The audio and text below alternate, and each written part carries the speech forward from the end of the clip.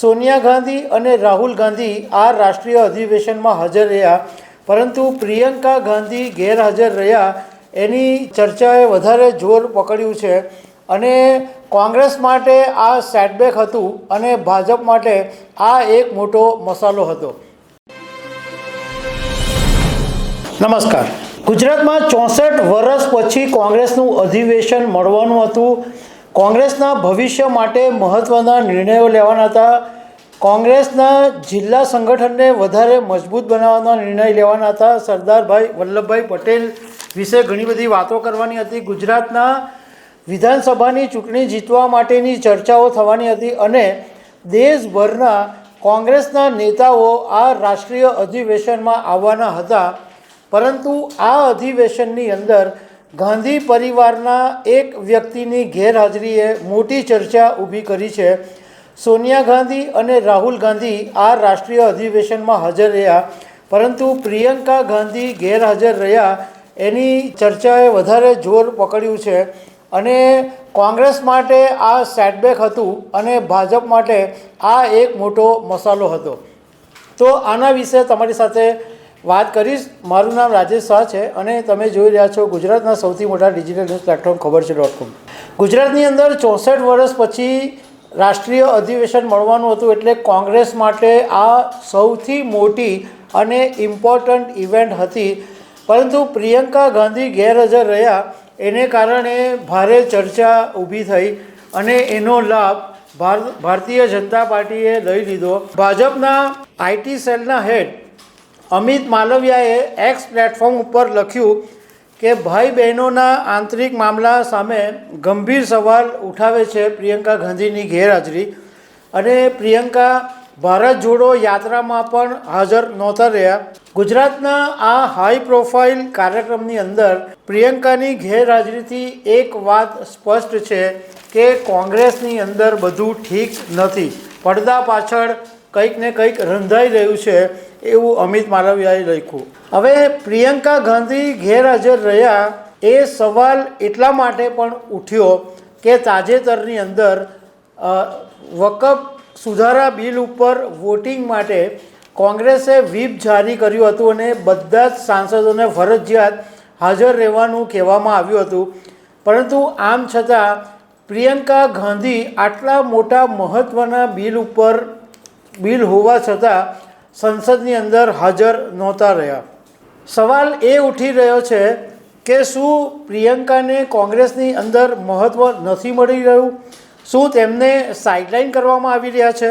પ્રિયંકા ગાંધી જ્યારે વાયનાડથી સાંસદ બન્યા ત્યારથી માંડીને ઘણા સમય સુધી દરરોજ હેડલાઇન બનતા હતા. દરરોજ એમની કોઈક ને કોઈક બાબતમાં તેઓ ચર્ચામાં રહેતા હતા. એમની બેગ હોય, બેગ પરની તસવીર હોય કે એમણે કયું ડ્રેસિંગ કર્યું છે, આ બધી બાબતોની મીડિયાની અંદર ચર્ચા રહેતી હતી અને પ્રિયંકા ગાંધી મીડિયામાં છવાયેલા રહેતા હતા. પરંતુ છેલ્લા કેટલાક સમયથી પ્રિયંકા ગાંધી બિલકુલ દેખાતા જ બંધ થઈ ગયા છે. એમની ક્યાંય કોઈ જગ્યાએ તસવીર પણ આવતી નથી. હવે જ્યારે ગુજરાતના રાષ્ટ્રીય અધિવેશનમાં પ્રિયંકા ગાંધી ગેરહાજર રહ્યા ત્યારે કોંગ્રેસ નેતાઓએ પાંગડો બચાવ કર્યો અને એવી ચોખવટ કરી કે પ્રિયંકા ગાંધી વિદેશમાં છે અને તેમણે ગેરહાજર રહેવા માટે પહેલેથી પરવાનગી એમને મંજૂરી લીધેલી છે. કોંગ્રેસ નેતા જયરામ રમેશે એમ કીધું કે આ અધિવેશનની અંદર 35 નેતાઓ સામેલ નથી થયા તો એકમાત્ર પ્રિયંકા ગાંધીની ગેરહાજરી પર સવાલ ઉઠાવવો યોગ્ય નથી.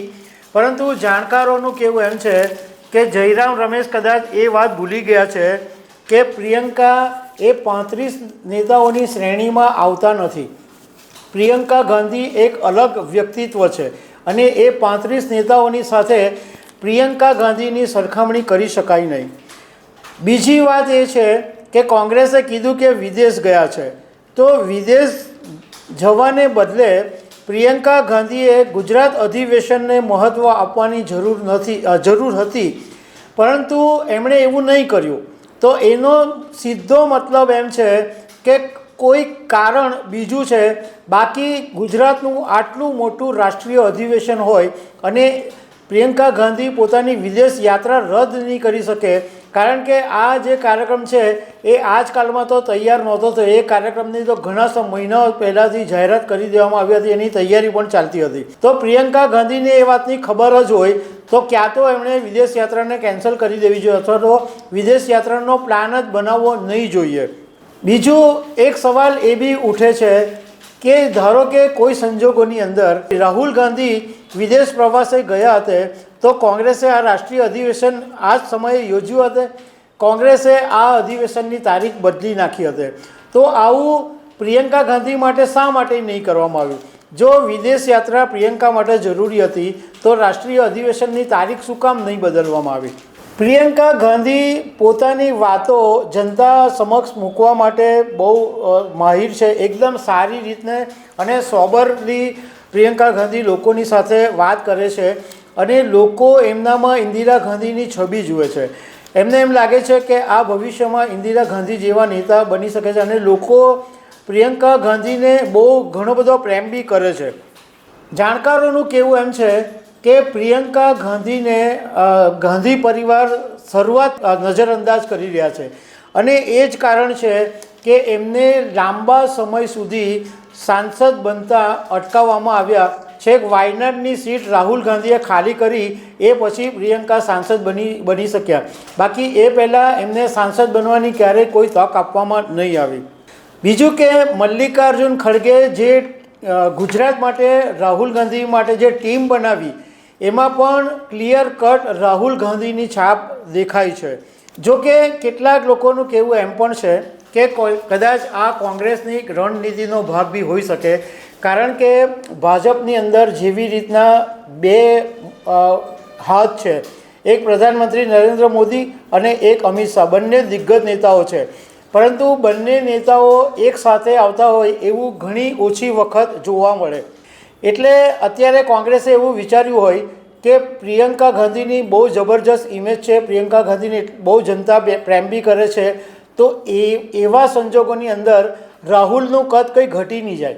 એટલે રાહુલનું કદ બરકરાર રાખવા માટે, રાહુલને આગળ વધારવા માટે પ્રિયંકાને કદાચ પાછળ રાખવામાં આવતા હોય. બંનેને એક સાથે નહીં રાખે, પ્રિયંકાને અલગ ઉતારશે અને રાહુલને અલગ ઉતારે એવું પણ બની શકે એમ છે. તો દર્શક મિત્રો, આવી અનેક વાતો સાથે અમે તમને મળતા રહીશું. Thank you very much.